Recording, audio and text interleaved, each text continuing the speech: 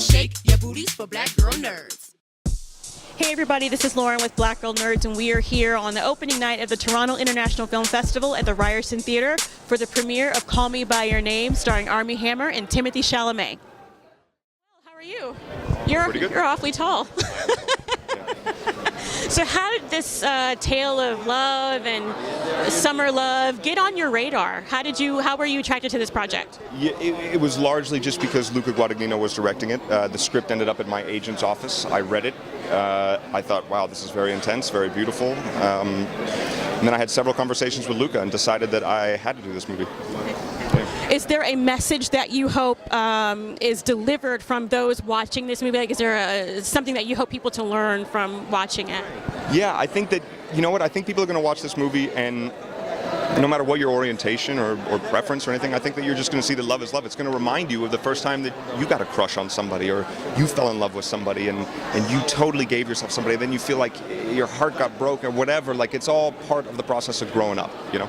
We're a site that sort of focuses on nerds and geeks and geekery and all things like that. Is there something that you get really excited about, that you geek out about in your film or non-film related? Anything that just really gets you super psyched, super excited? Yeah, weirdly, cooking. I love cooking, yeah. Savory or sweet? Savory. I mostly do savory. The sweet is my wife's department. Your best dish?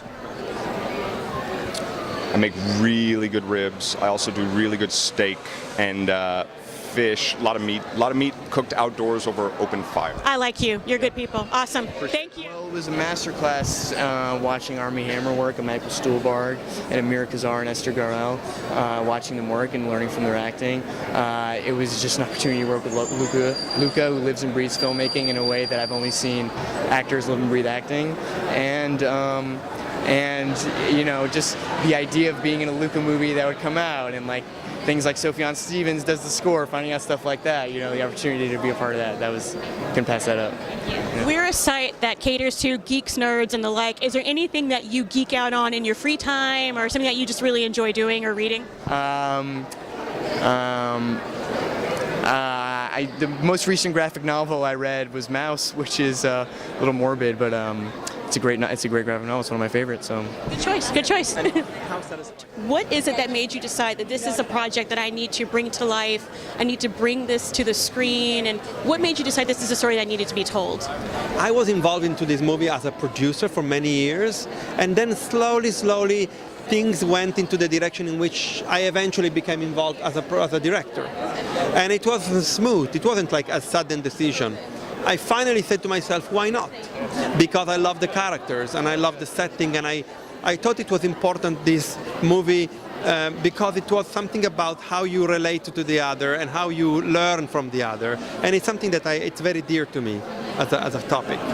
Is there something that you hope, a message that you hope the film sends out to those who watch it? Any sort of overarching message of love, or anything that people should get out of watching the film?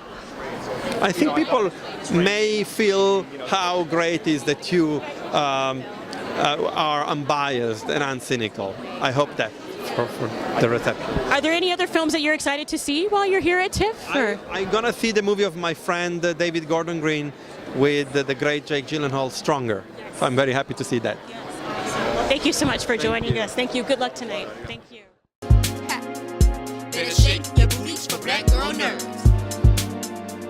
Better shake your booties for black girl nerds.